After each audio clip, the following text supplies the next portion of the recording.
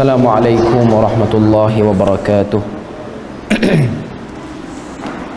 إن الحمد لله نحمده ونستعينه ونستهديه ونستغفره ونعوذ بالله من شرور أنفسنا ومن سيئات أعمالنا. من يهده الله فلا مضل له ومن يضلله فلا هادي له. أشهد أن لا إله إلا الله وحده لا شريك له وأشهد أن محمدا عبده ورسوله. يا أيها الذين آمنوا اتقوا الله وقولوا قولا سديدا يصلح لكم أعمالكم ويغفر لكم ذنوبكم ومن يطع الله ورسوله فقد فاز فوزا عظيما. الحمد لله الذي بنعمته تتم الصالحات. ربنا آتنا من لدنك رحمة وهيئ لنا من أمرنا رشدا. اللهم آت نفسي تقواها وزكيها وأنت خير من زكاها أنت وليها ومولاها. Alhamdulillah, syukur pada Allah Azza wa Jalla kerana dengan rahmat dan juga limpah kurnia yang Allah berikan dapat kita sama-sama berkumpul pada pagi yang mulia ni. Dan insya-Allah kita akan sambung lagi perbahasan daripada Fiqhul Akhlaq karangan Syekh Mustafa Al-Adawi hafizahullahu taala. Dan hari ini insya-Allah kita akan membahas satu tajuk, iaitu at-ta'affuf amma fi aidin nas. Apa maksud tajuk ni? At-ta'affuf amma fi aidin nas maksudnya tidak mengharapkan milik orang lain. Sesuatu tu dah jadi milik orang, lalu kita mengharapkan supaya milik orang itu menjadi milik kita. Jadi kita tengok apa yang disebutkan ataupun yang disampaikan oleh Syekh Mustafa Al-Adawi hafizahullahu ta'ala dalam bab ni. Dia sebut ini merupakan sikap yang sangat pasti dalam menumbuhkan rasa cinta orang lain dan harga diri. Adapun sikap mengharapkan milik orang lain, ia akan menyebabkan hilangnya harga diri. Watak manusia adalah menyukai orang yang memberinya sesuatu dan merendahkan orang yang mengambil sesuatu darinya, baik mengambil kerana diberi, apalagi mengambil dengan cara mencuri, kerana tabiat manusia itu mencintai harta. Oleh kerana itu agama menganjurkan kita agar tidak mengharapkan sesuatu dari orang dan tidak mengintai-ngintai milik orang lain. Jadi perbahasan bab kita pada pagi ini ialah berkenaan dengan perasaan melihat sesuatu yang orang dapat, lalu kita pun merasakan kita nakkan benda tu dan kita berhasrat untuk ambil benda tu pada dia. Sama ada dengan kita meminta ataupun kita ambil dengan cara yang tak betul. Walaupun hakikatnya fitrah manusia ni dia minat kepada benda-benda materialistik ataupun keduniaan, dan itu memang tabiat manusia. Tuhan sebut dalam Al-Quran, Allah Ta'ala kata zuyyina linnas hubbus syahawati minan nisa wal banin wal qanatiril muqantarati minadh dhahabi wal fiddah. Maksud dia apa? Allah Ta'ala kata zuyyina linnas, dihiasi dalam diri manusia itu hubbus syahawat, cinta yang bersangatan, minan nisa, daripada perempuan, wal banin, anak-anak dan juga pengikut, wal qanatiril muqantarati minadh dhahabi wal fiddah, dan harta-harta yang berlambak-lambak daripada emas dan perak, wal khailil musawwamah, dan kuda yang bertanda, yakni kenderaan yang baik.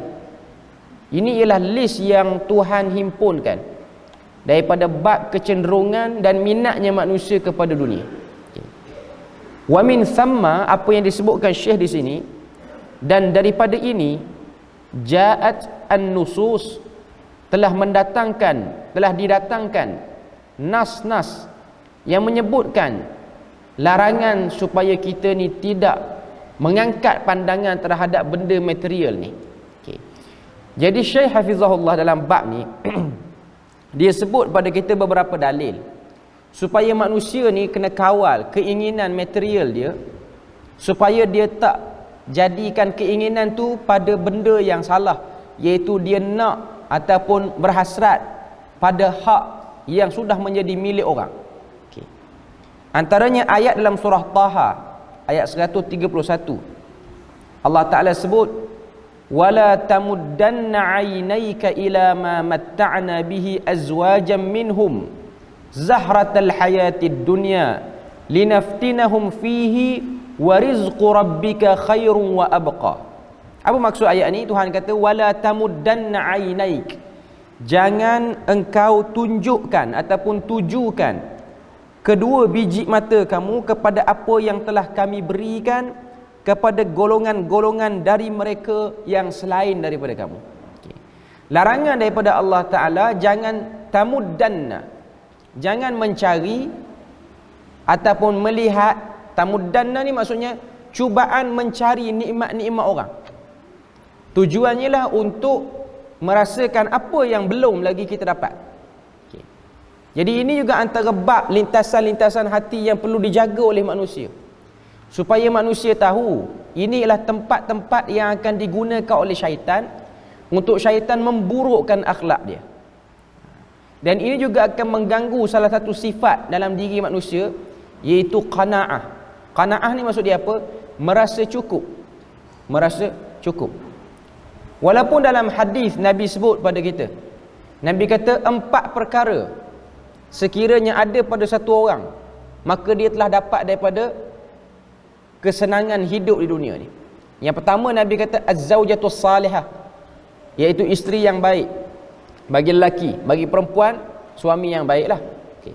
Kemudian Nabi kata al-makanul wasi', al-maskanul wasi', tempat tinggal yang luas.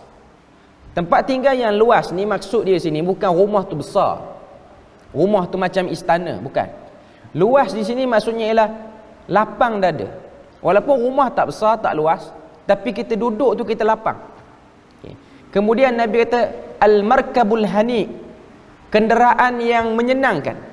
Kenderaan yang menyenangkan pun bukan maksudnya kenderaan tu besar, kereta tu mahal, tapi ianya ialah satu kenderaan yang memudahkan urusan kita dan tidak banyak meragam. Dan yang keempat Nabi kata al-jiran as-salih, jiran yang baik. Okay. 4 benda ni kalau ada pada manusia, dia dah dapat sa'adatud dunia. Sa'adah ni maksudnya kebahagiaan dunia. Okay. Jadi 4 benda ni Nabi fokus, tujuan ni lah nak beritahu kepada kita, ini ialah bab daripada qanaah. Qanaah ni maksudnya cukup, merasa cukup. Okay. Lebih daripada tu, wala tamuddanna 'ainaik, janganlah kamu arahkan mata kamu kepada benda-benda yang orang lain dapat lebih daripada apa yang kamu lihat. Okay. Sebab ini ialah mengganggu sifat bersyukur dan juga sifat merasa cukup. Okay. Kemudian dia datangkan hadis, wa akhrajal Bukhari wa Muslim, dan telah dikeluarkan oleh Bukhari dan juga Muslim, min hadis, daripada hadis Abu Sa'id Al-Khudri radhiyallahu anhu. Okay. Apa hadis tersebut? Inna nasan minal ansari sa'alu Rasulullah sallallahu alaihi wasallam fa'a'tahum thumma sa'alu fa'a'tahum thumma sa'aluhu fa'a'tahum hatta nafida ma 'indahu. Kata Abu Sa'id Al-Khudri, Abu Sa'id Al-Khudri dia kata inna nasan minal ansar, beberapa orang daripada kalangan ansar, sa'alu Rasulullah, minta kepada Rasulullah sesuatu, fa'a'tahum, lalu Nabi pun beri kepada mereka, thumma sa'alu, kemudian mereka meminta lagi, fa'a'tahum, kemudian Nabi beri lagi pada mereka, thumma sa'aluhu, kemudian dia minta lagi pada Nabi, fa'a'tahum, dan Nabi beri pada mereka, hatta nafida ma'indahu, sehingga habislah apa yang ada pada beliau. Okay.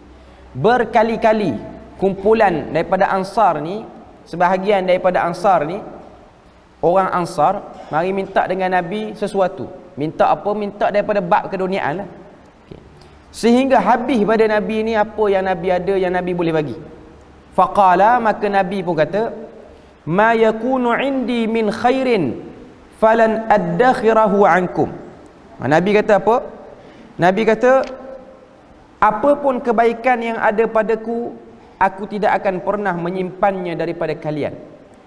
Wa man yasta'fifu yu'affifahu Allahu ta'ala. Kata Nabi, barang siapa yang mengharap, menahan diri daripada mengharap sesuatu yang ada pada orang lain, Allah Ta'ala akan mencukupkannya. Yu'iffahu Allahu Ta'ala, yu'iffuhu Allahu Ta'ala. Okay. Wa man yastaghni yughniyahu Allah, yughniyahu Allah. Okay. Apa kata Nabi?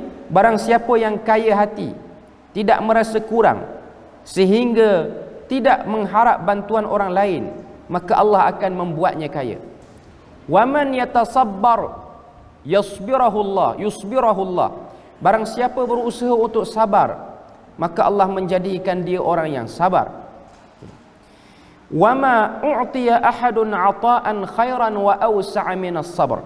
Kemudian kata Nabi, Allah akan menjadikan, tidak ada sesuatu yang diberikan kepada seseorang yang lebih baik dan lebih luas daripada kesabaran. Okay. Hadis ni macam kita sebut tadi lah, riwayat Bukhari dan Muslim. Okay. Nabi satu hari, lelaki ataupun kumpulan manusia daripada Ansar, orang-orang Ansar, okay, datang jumpa Nabi minta. Dia ada satu perangai kalangan Ansar, bahkan Muhajirin pun sama, tapi yang nampak terlebih sikit ialah Ansar. Jumpa Nabi suka minta. Minta apa yang ada pada Nabi?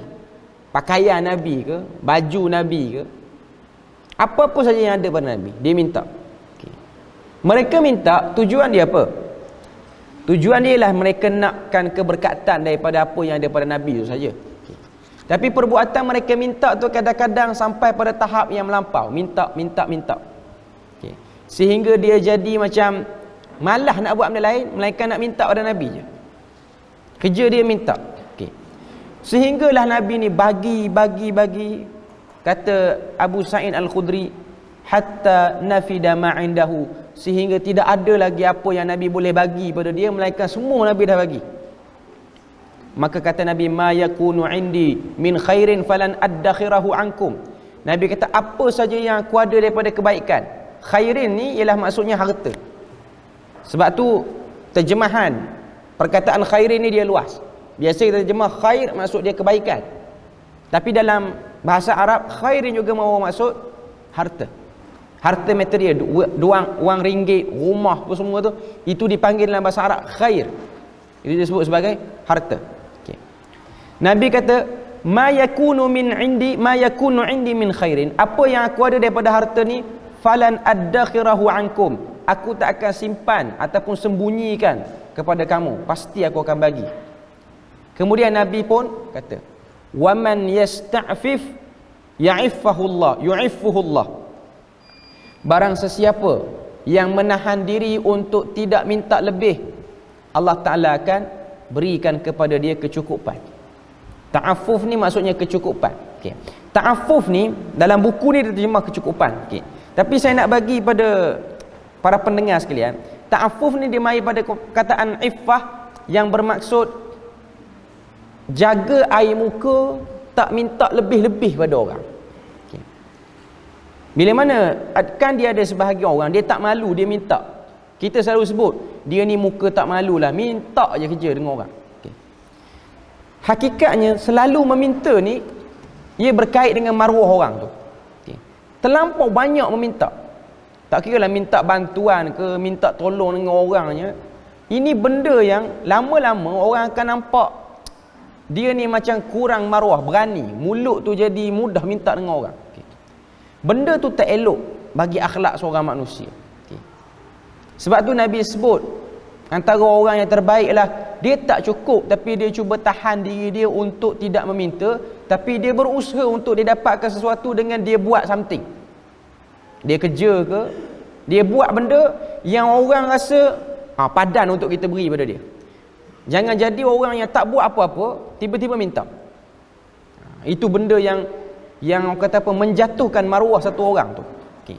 Kemudian kata Nabi, waman yastaghni, siapa-siapa yang nakkan kekayaan, Allah Taala akan beri pada dia kekayaan. Apa poin yang Nabi nak beritahu sini? Orang yang nakkan kekayaan, dia ada niat, dia nak keluarkan diri dia daripada kesusahan, Allah Taala akan buka jalan. Ini hadis nak beritahu pada kita, Tuhan dia beri pada kita ni kuasa, kudrat, dia beri pada kita pilihan, ikhtiar, iradat, kemampuan.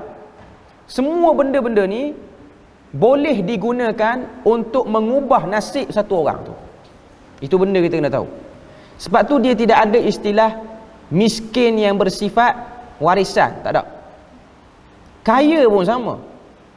Walaupun orang kata kaya ni boleh simpan anak cucu, tapi kalau dia tengok anak cucu tak pandai urus, cepat je habis harta tu. Sebab dia datang daripada pengurusan orang tu. Orang tu kaya kerana perbuatan tangan dan kaki dia, dia miskin pun kerana perbuatan tangan dan kaki dia. Sebab tu kalau kita cari perkataan dalam Quran yang berkaitan dengan usaha, Tuhan tak akan sebut orang yang berusaha dia miskin, melainkan Tuhan akan sebut orang yang berusaha dia diberi kecukupan. Sama ada dia diberi lebih ataupun dia diberi cukup.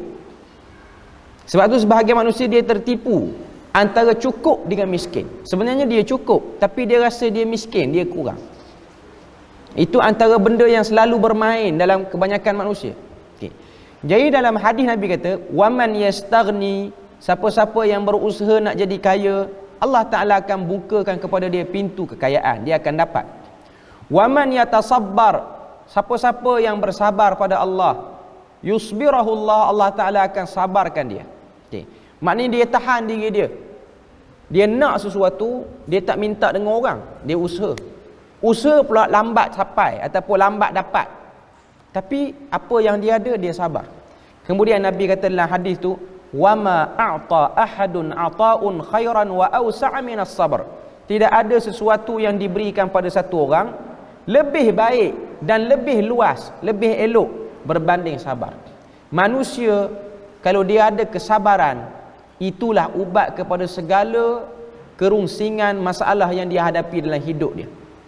Ada orang dia rungsing tengok orang dapat lebih. Kerungsingan tu datang kerana tidak sabar. Sebab kita kena tahu, manusia ni dia akan sampai waktu-waktu dia. Dia akan ada hari-hari dia yang Allah Ta'ala akan buka kepada dia rezekinya ataupun keluasannya. Okay. Jadi dalam hadis ni, Nabi macam nak kritik perbuatan sebahagian orang-orang Ansar yang kerja dia jumpa Nabi minta dan terus minta. Dan ada sebahagian orang ni dia memanfaatkan sifat orang tu, bila mana minta dia bagi. Nabi ni kalau orang minta dia akan bagi. Dia tidak ada hadis tunjuk kalau Nabi ni orang minta Nabi tak bagi ataupun Nabi tak layan. Ada orang dia ambil kesempatan di atas kebaikan orang yang mudah beri barang pada orang ni, dia minta selalu. Itu berkait dengan apa yang nak kita bahas pada hari ini. Okay. Kemudian kata penulis rahimahullah, hafizahullah ta'ala, kata dia, jangan rakus terhadap dunia, maka Allah akan mencintai kamu. Dan jangan mengharap sesuatu yang ada pada orang lain, maka orang akan mencintai anda. Okay. Daripada Hakim bin Hizam, okay, dia datangkan hadis riwayat Muslim. Hakim bin Hizam kata, aku meminta sesuatu kepada Rasulullah sallallahu alaihi wasallam dan beliau memberi. Sa'altu Rasulullah sallallahu alaihi wasallam fa'atani, thumma sa'altuhu fa'atani. Kemudian aku meminta lagi dan beliau memberi kepadaku lagi. Thumma sa'altuhu, kemudian aku minta lagi, fa'atani, 3 kali. Qala, maka Nabi pun kata kepada Hakim bin Hizam, Nabi kata, ya Hakim, wahai Hakim, inna hadzal mal khudratun hulwah, sesungguhnya harta ini sifatnya hijau dan manis. Khudrah tu maksud dia hijau, hulwah tu maksud dia manis. Nabi buat perlambangan ataupun Nabi buat simbolik kepada harta ni, harta material, wang ringgit, kenderaan yang elok, pasangan yang elok, pengikut yang ramai, anak-anak yang ramai. Nabi kata ini khudratun hulwatun. Khudrah sebab apa? Khudrah maksud dia hijau. Hijau sebab apa? Hijau tu melambangkan kepada lapang dan sejuknya mata memandang bila mana kita ni ada duit banyak, ada harta banyak. Sebab tu tuan-tuan, saya nak bagi contoh. Kita ada duit banyak, Ada apa emergency pun kita tak kalut sebab kita ada duit banyak. Tapi kalau duit tak banyak, emergency tak datang lagi, kita dah kalut lah. Kereta belum rosak, tapi buka akaun 180 je ada, kalut lah. Tak cukup ni, duit minyak tak cukup, ni tak cukup nak sampai ke akhir bulan. Sebab kita kurang. Kalau kita lebih, kita ada banyak, kereta kita dah rosak dah pun, kita okey lagi. Itu maksud khudrah. Khudrah ni ialah satu tempat yang hijau. Maksud dia hijau sebab merujuk pada zaman Nabi tu, orang kata apa, tabiat tanah Arab ni ialah tabiat padang pasir. Jadi diorang ni tidak ada tempat yang hijau macam kita di Malaysia ni, di Nusantara ni, tempat-tempat yang menarik, tumbuhan hijau. Bagi orang Arab, dia orang boleh tengok tempat yang ada banyak sikit pokok-pokok, rumput hijau sikit, itu dah tenang bagi dia orang. Okey. Sebab tu kalau kita tengok kebiasaan dia orang seperti itu. Dia orang suka tempat-tempat yang ada sikit tumbuhan, dia orang dah nak berehat, dah nak piknik dah. Kalau dia orang mari Malaysia ni lagi suka. Sebab tu dia orang suka mari tempat-tempat macam tempat kita yang banyak pokok-pokok ni. Dia gambarkan harta tu macam pemandangan yang indah. Tengok lapang dada. Ada harta ni kira lapang dada. Hulwatun, ia pula manis, Nabi kata. Maknanya ada tu rasa sedap, rasa seronok, rasa selamat, rasa secure diri dengan sebab ada harta. Nabi kata pada Hakim bin Hizam. Nabi kata dalam hadis tu, Nabi sambung lagi, faman akhadhahu bi sakhawati nafsin burika lahu fihi.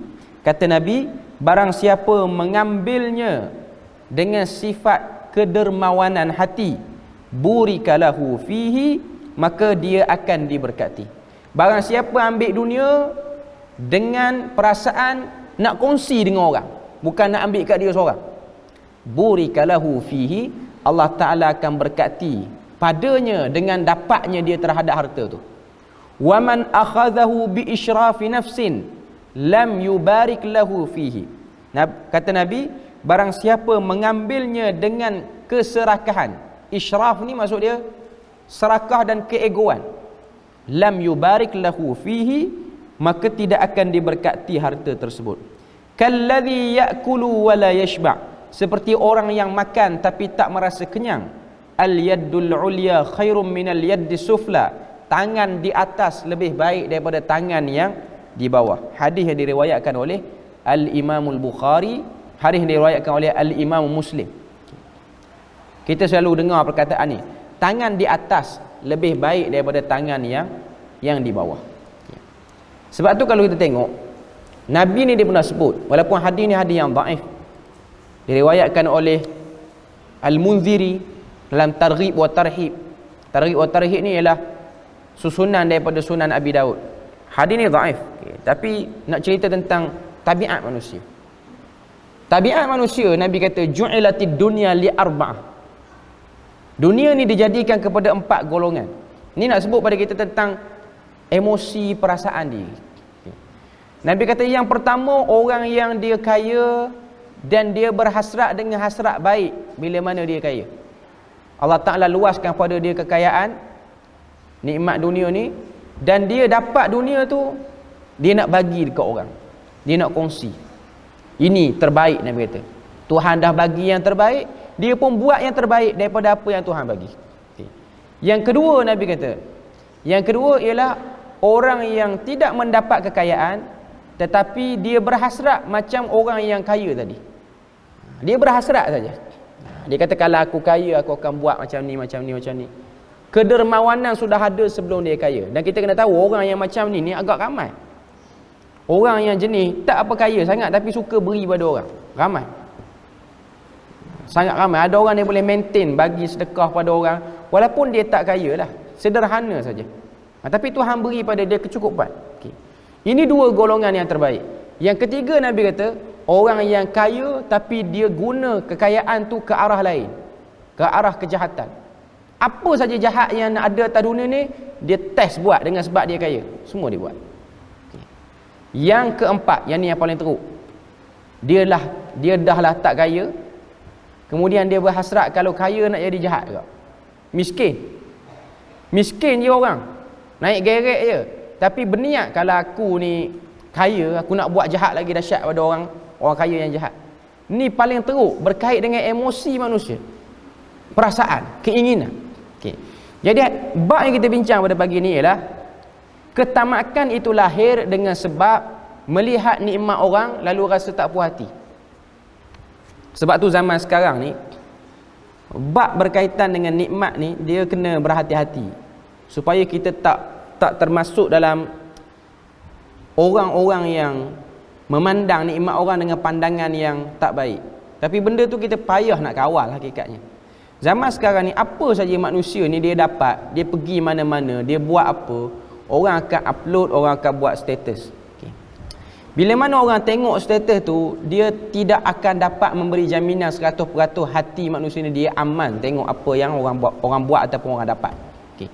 Tengok kawan ni beli kereta, hatta kepada orang-orang yang asalnya okey, tapi kalau benda tu selalu duk lalu di wall dia, benda ni akan mengundang perasaan yang tak elok. Sebab syaitan dia akan take advantage, dia akan ambil peluang yang akan dapat tu.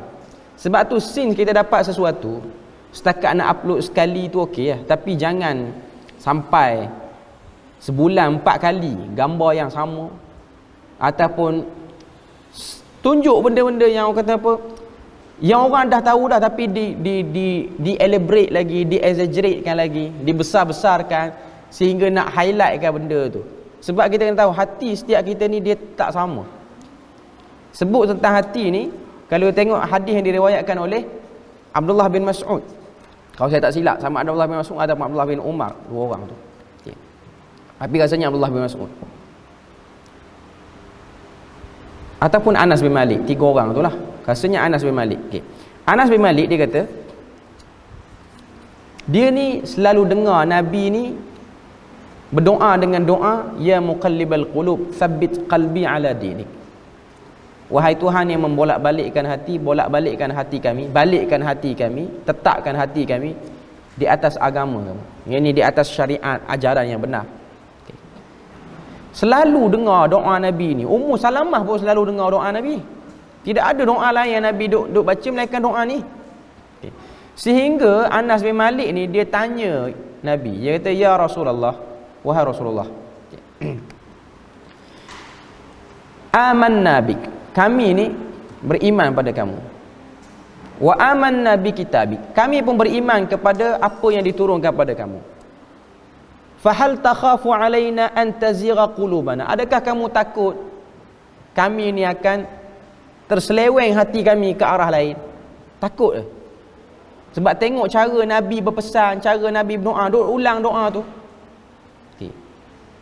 Dan para sahabat ni dia nak yakinkan Nabi. Dia kata, ya Rasulullah, jangan takutlah, kami ni tak akan belot daripada kamu. Kami tak akan khianati agama ni. Tak ada lah lepas daripada kamu meninggal ni, kami ada plan nak jadi kaya, nak buat rampasan kuasa sini-sini, kami tak buat. Okay. Apa respon Nabi bila mana Anas bin Malik tanya pada Nabi, fahal takhafu alaina, kamu takut kepada kami? Maka jawab Nabi, na'am, aku takut. Nabi jawab macam tu. Nabi kata, aku memang bimbang pun umat aku ni, hati dia tak boleh kawal. Hati dia tak boleh kawal. Aku memang bimbang. Okay. Lalu Nabi pun kata, innal quluba, sesungguhnya hati manusia itu, baina isbi'aini min asabi'illah, berada di antara 2 jari daripada jari-jari Allah Azza wa Jalla. Nah, ini hadis mutasyabihat. Hadis mutasyabihat cerita pada kita tentang Nabi kata hati manusia ni berada di celah 2 jari daripada jari-jari Allah. Maknanya dalam hadis ni kita isbat Tuhan tu dia ada jari. Tapi jari dia kita tak tahulah kaifiat dia macam mana. Cuma nak beritahu Tuhan yang mengurus hati manusia. Nak sebut pada kita bahawasanya apa? Hati manusia ni dia mudah berbolak-balik. Perkataan qalb dalam bahasa Arab tu pun maksudnya ialah sesuatu yang berubah ke sana dan kemari. Tataqallabu. Maksudnya satu benda yang berubah. Okey. Jadi nak sebut pada kita, since kita ni suka upload benda-benda yang berkaitan dengan nikmat kita dapat, kita tak boleh jamin orang yang akan tengok tu dia okey tengok. Hatta kawan rapat sendiri pun. Jadi mohonlah pada Tuhan supaya kita tak jadi orang yang over nak tunjuk sangat benda-benda ni. Okay. Supaya kita jadi orang yang berpada-pada, sebab benda tu nak mengelak daripada manusia ni dia jadi tidak bermaruah sehingga dia berhasrat terhadap milik orang. Berhasrat terhadap milik orang. Sebab tu kita kena jaga diri supaya jangan terlampau over dalam bab ni. Ini bab yang akan merosakkan akhlak orang lain kerana apa yang kita buat. Sebab tu perbahasan kita hari ni pun dia masih lagi dalam bab adabul muasyirah, adab pergaulan sama manusia. Dia kena jaga diri dia supaya dia tidak menjadikan sebab orang lain tu berperasaan tak elok pada dia. Okay. Kemudian kita tengok dalam hadis ni, qala Hakim, lalu Hakim bin Hizam berkata, faqultu ya Rasulullah, aku berkata wahai Rasulullah, wallazi ba'athaka bil haqq la arza'a ahadan ba'daka syai'an. Kata Hakim bin Hizam, aku tidak akan mengurangi milik orang lain sedikit pun setelah engkau, hatta ufariqud dunya, sampailah aku meninggalkan dunia ini. Maknanya nak sebut pada kita bahawasanya Hakim bin Hizam dia kata, apa yang kamu pesan pada aku ni wahai Rasulullah, aku tak akan kurangi dia. Aku tak akan buat main-main terhadap apa yang dah kamu pesan. Yang mana apa yang Nabi pesan pada dia, siapa ambil dunia dengan perasaan nak kongsi dengan orang, Tuhan berkati dunia dia. Siapa ambil dunia dengan perasaan dia nak bolok semua sekali, Tuhan tak berkati apa yang dia dapat. Okay. Yang mana Nabi dah beri perumpamaan seperti orang yang makan tapi tak pernah kenyang. Perumpamaan manusia ni dia nak kepada dunia. Okay. Sebab tu dalam hadis yang diriwayatkan oleh Al-Imam At-Tirmizi daripada Abu Hurairah, kata Nabi kata, inna bani Adam, sesungguhnya anak Adam itu, bila mana diberikan kepada dia biwadin minaz zahab, satu lembah daripada emas, labtaghawhumus tsani, dia akan cari lembah yang kedua. Dia tak cukup dengan yang pertama. Bila dia dah dapat dua, labtaghawhumus tsalits, dia akan cari yang ketiga. Wahakadha, dan begitulah keadaan manusia. Bila dia akan berhenti sehingga memenuhi kerongkong dia itu dengan tanah ataupun pasir, perlambangan kepada mati, dah kena kambuh dah, baru stop. Sebab tu Nabi ni dia larang kita ni kubur dicantikkan. Sebab apa? Mencantikkan kubur penghinaan kepada orang mati, macam tak puas lagi dunia. Hakikatnya kan ada orang kubur dia buat cantik, batu nisan ditempah daripada luar negara, kepuk lagi ada, lepas tu tanam kapek lain, rumput tu macam kapek lain pada rumput orang lain, hias pula dengan batu-batu licin. Cuma tak jadi macam Cina je, siap boleh ada Swiss sekian. Kalau tuan-tuan tengok jerak Cina ni, jerak yang belah KL lah, Nirwana apa semua ni, dia kalau yang mati tu penyanyi, okay. Dia ada satu peti dalam kawasan kubur dia lagi, okay. Dia ada satu peti tu, ialah lagu-lagu yang pernah popular zaman dia hidup. Maknanya kita pergi ke kubur dia, kita boleh tekan, keringat balik dia pernah menyanyi lagu tu. Tapi tak adalah sampai tahap tu orang Islam nak buat. Okay. Cuma nak sebut pada kita bahawasanya ini ialah bab. Sebab tu Nabi larang. Nabi larang bukan hanya poin dia, apa salah dia, tapi poin dia ialah kubur itu ialah tempat perhentian dah kepada dunia. Kalau dicantikkan kubur ni, apa lagi yang kita nak jadikan diri kita ni supaya tak ingat kepada dunia melampau sangat. Kalau kubur dicantikkan, kita tak nak bahas lah kubur-kubur diraja apa semua tu bab. Hakikatnya benda tu tak betul pun. Kalau orang selalu duk buat hujah, ni kubur-kubur orang tertentu ni belum mati lagi, liang dia dah ditetapkan sekian. Hakikatnya benda tu tidak dilakukan oleh Nabi, tidak dibuat oleh Nabi pun. Walaupun kita kata benda tu ada orang yang membenarkan, tapi pemilik dan penjaga syariat ni itu Nabi, dia tak buat macam tu. Kita tak akan kata yang tu dia boleh, tetap tak boleh juga hakikatnya. Walaupun benda tu ataupun benda tu dia nampak sebagai benar, hakikatnya benda tu tak boleh. Okay. Sebab tu kubur ini menjadi tempat pemutus kepada dunia. Bila mana kubur dicantikkan, kan, kau tengok ada setengah-setengah tempat, dia ada kubur ni, dia punya design kubur tu, tanah kubur, setengah-setengah tempat yang mahal lah. Dia buat kubur tu macam kita lalu dalam taman bunga yang indah. Kita masuk kawasan kubur, tapi kita tak teringat ke mati, kita duk tengok cantik bunga ni. masih lagi duk minat pada dunia. Cantik pangkil ni, cantik kerusi ni, cantik laluan ni, tak teringat lagi mati dengan sebab dihiasi lagi dengan kecantikan dunia. Kena beza antara kubur bersih dengan kubur cantik ni. Sebab poin daripada kubur itu ialah bersih saja yang Nabi suruh, bersihkan dan bezakan daripada tanah lain supaya orang kata apa, orang nampak itulah kubur. Okay. Cuma bila mana dah dicantikkan over sangat, benda tu tak boleh. Sebab tu para ulama bahas, kalau ada satu orang dia wasiatkan kepada waris dia, ini duit untuk cantikkan kubur, wasiat tu tak laku. Wasiat tu tak laku. Andai kata dia tu jenis orang yang cengeng sikit, dia kata tak laku aku nak buat kak. Duit ni aku dah taruh siap-siap 5,000, 6,000, 10,000 untuk cantik kubur aku. Aku nak batu nisan tempah pada Turki, yang ni kepuk pada ni. Anak tu angguk sajalah waktu dia hidup. Dia mati nanti tak payah buat. Dia pun tak bangun cek dah, buat tak buat. Okay. Cuma nak sebut pada kita bahawasanya ada orang yang macam tu. Ada orang yang seperti tu. Dia sanggup simpan, spend duit. Sedangkan Nabi kata nak simpan duit, simpan untuk pergi beribadah ke masjid tak apa. Sebab tu Nabi kata la tashuddur rihal. Janganlah kamu bersungguh-sungguh nak pergi berjalan melainkan pada 3 masjid. Dalam hadis lain Nabi kata kalau kamu nak kedekut simpan duit nak pergi ziarah 3 masjid ni tak apa. Masjidil Haram, Masjid Nabawi, Masjid Aqsa. Okay. Sebab apa? Nak pergi ibadah, perjalanan untuk ibadah. Benar tak apa. Tapi simpan pada benda-benda yang tak jelas macam ni.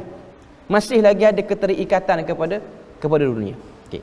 Kemudian dia bawa sini, fakana Abu Bakrin radhiyallahu anhu yad'u hakiman ila al-'ata fayaba an yaqbilahu minhu. Abu Bakar pernah memanggil untuk diberi sesuatu, memanggil Hakim bin Hizam, tetapi dia menolaknya, dia menolak untuk menerimanya. Kemudian Umar hendak memberinya lagi, tetapi dia menolak. Lalu Umar berkata, aku bersaksi kepada kalian wahai kaum muslimin bahawa Hakim ketika aku tawarkan haknya dari harta rampasan perang, dia menolak untuk menerimanya. Hakim tidak pernah mengurangi harta orang lain setelah wafatnya Rasulullah sallallahu alaihi wasallam sampai dia meninggal dunia. Jadi Hakim bin Hizam ni dia minta dengan Nabi banyak kali, lepas tu Nabi bagi satu hadis dekat dia ni, dia pun jadi orang yang ambil pada benda yang dia perlu ya. Kalau dia dah cukup, dia rasa benda tu dah orang kata apa, okey untuk dia, maka dia tak akan ambil lebih lagi. Itu antara sifat yang baik sebab ia berkait dengan air muka manusia. Dia berkait dengan air muka manusia dan maruah manusia. Kemudian dia datangkan lagi hadis. Dia kata Nabi SAW bersabda, wa ahlul jannati thalathatun dhu sultanin muqsitun mutasaddiqun muwaffiqun wa rajulun rahimun raqiqul qalb likulli dhi qurba wa muslimin wa afifu muta'affifun dhu iyalin. Apa maksud hadis ni? Hadis ni riwayat Muslim. Kata Nabi, penduduk syurga itu ada 3. Yang pertama, penguasa yang adil, yang memberi derma yang tepat. Orang yang penyayang, berhati lembut terhadap kerabatnya. Dan orang yang menjauhkan diri daripada meminta-minta daripada orang lain. 3 golongan Nabi sebut. Ahli syurga ialah pemimpin yang dia bantu rakyat dia tepat. Yang ni pun kadang-kadang kena beri perhatian. Dia ada pemimpin, dia bantu rakyat dia tak tepat pun. Orang tu kalau tak bagi bantuan pun dia okey lagi. Ataupun kerana atas nama orang ni ialah orang yang membantu kita, kita pun bagi. Ini tempat yang orang kata apa, yang manusia ni dia kena sedar hakikat dan realiti dia. Sebab tu saya tertarik, semalam saya ada tengok status apa tak, berkenaan dengan realiti hidup dunia ini. Dia kata pemimpin, ujian besar bagi pemimpin ialah rasuah. Ujian besar bagi rakyat ialah riba. 2 benda. Pemimpin, dia nak kekalkan kuasa dia, kadang-kadang dia terpaksa menerima rasuah daripada orang tertentu supaya dia punya kekuasaan dia, jawatan dia berada pada tempat yang stabil. Rakyat untuk dia meneruskan kelangsungan hidup terpaksa buat pinjaman, dan pinjaman tu kadang-kadang terbabit dengan riba. Realiti dunia hari ini. Itu semua ialah bab yang kita sebut sebagai kekangan hidup manusia yang manusia terpaksa berurusan dengan benda tu. Okay. Jadi ini benda yang kita boleh tengok apa yang terjadi ataupun apa realiti dia. Okay. Kemudian Nabi kata golongan yang kedua masuk syurga ni mutasaddiqun muwaffaqun, orang yang menderma, orang yang penyayang berhati lembut, wa rajulun rahimun raqiqul qalb, orang yang penyayang berhati lembut terhadap kerabatnya. Sebab apa Nabi sebut kerabat? Sebab syaitan ni dia akan ganggu dan blok kita untuk buat baik pada orang yang patut kita buat baik. Lepas tu dia suruh kita buat baik pada orang yang tak menjadi keutamaan sangat buat baik. Kita ni kena buat baik dengan siapa? Dengan adik-beradik, dengan yang dekat-dekat lah tanggungan kita. Kalau orang lelaki dengan isteri dia, dengan anak-anak dia, lepas tu dengan adik-beradik dia, dengan mak ayah dia. Tapi ada orang yang dia jadi ringan nak buat baik pada orang jauh, tak ada kena-mengena. Kawan dia ke, orang bertemu kat tepi jalan mana-mana ke, sampai boleh belanja makan, dia ada macam tu keadaan manusia. Jadi orang kata apa? Sebab tu ini tempat yang kita kadang-kadang kita pun terlepas pandang. Syaitan ni dia punya licik, dia punya kaedah nak jadikan kita beramal dengan cara salah ni. Dia jadikan kita terbuat baik pada tempat yang tak jadi keutamaan. Okay. Beri makan kepada orang tapi dalam keadaan tak berapa beri makan mana orang dalam rumah sendiri. Bersembang dengan orang berjam-jam tapi bersembang dengan anak isteri dia tak berapa nak bersembang sangat. Sedangkan itu keutamaan. Tapi manusia ni dia ditipu. Sebab tu Nabi sebut tentang keluarga yang rapat, zi qurba. Wa muslimin afifin muta'affifun dzu'yalin. Dan yang ketiga ahli syurga ni ialah orang yang menjauhkan diri daripada meminta pada orang-orang lain. Perangai supaya diri ni tidak mudah meminta kepada orang. Kemudian dia datangkan hadis Nabi kata, laisal ghina an kathratil arad walakinnal ghina ghinan nafs. Orang kaya itu bukan orang yang banyak hartanya, tetapi orang kaya itu ialah orang yang kaya jiwanya. Dia kaya jiwa sehingga dia jadi orang yang tidak mudah untuk meminta pada benda yang dia tak perlu pun. Okay. Maksudnya orang kaya itu bukan orang yang banyak memiliki harta. Boleh jadi seseorang itu memiliki harta tetapi dia tidak pernah merasa puas. Oleh kerana itu dia tidak dikatakan kaya kerana masih rakus. Jadi orang yang kaya itu adalah orang yang merasa puas dengan apa yang ada pada dirinya. Ia tidak pernah mengharapkan apa-apa yang ada di tangan orang lain. Ibnu Taimiyah rahimahullah berkata, orang yang kaya hati itu adalah orang yang tidak rakus. Orang yang merdeka tetaplah budak selama mana masih rakus, dan seorang budak adalah merdeka ketika dia merasa puas dengan apa yang ada. Budak situ ialah hamba. Maknanya dia kata sini, orang yang merdeka itu tetap hamba selama mana tak puas pada dunia. Dan orang yang hamba itu ialah merdeka selama mana dia puas dengan dunia dia. Dia cukup dengan dunia dia. Okay. Jadi itu bahasa ataupun benda yang disebutkan oleh Ibnu Taimiyah. Kemudian dia datangkan hadis riwayat daripada Samurah bin Jundub.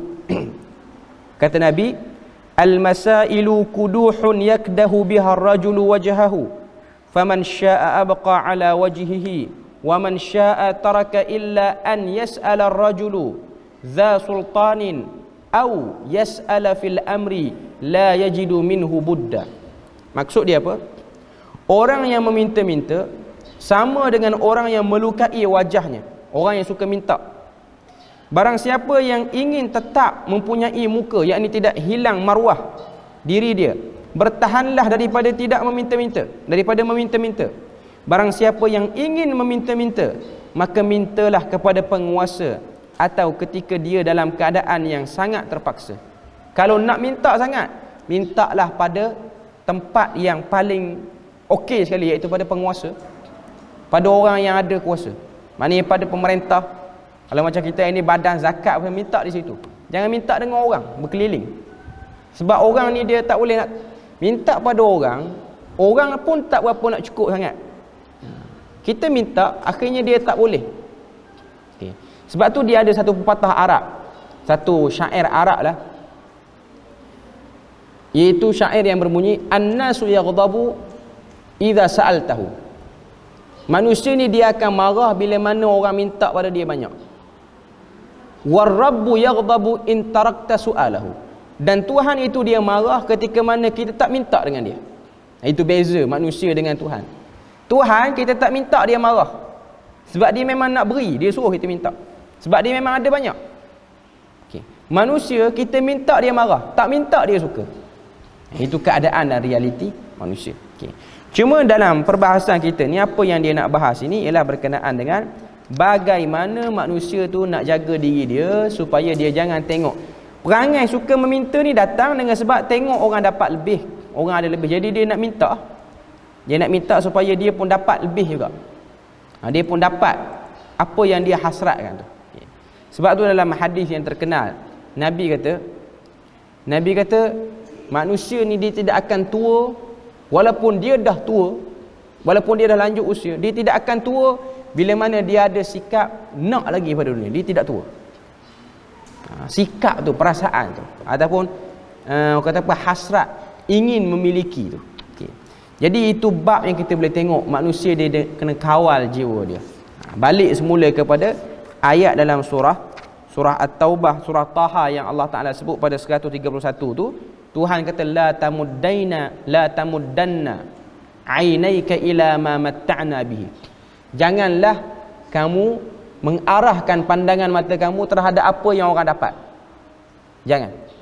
Ini itu ialah larangan supaya kita ni kekal dengan rasa cukup, kekal dengan rasa padan dengan apa yang Tuhan bagi.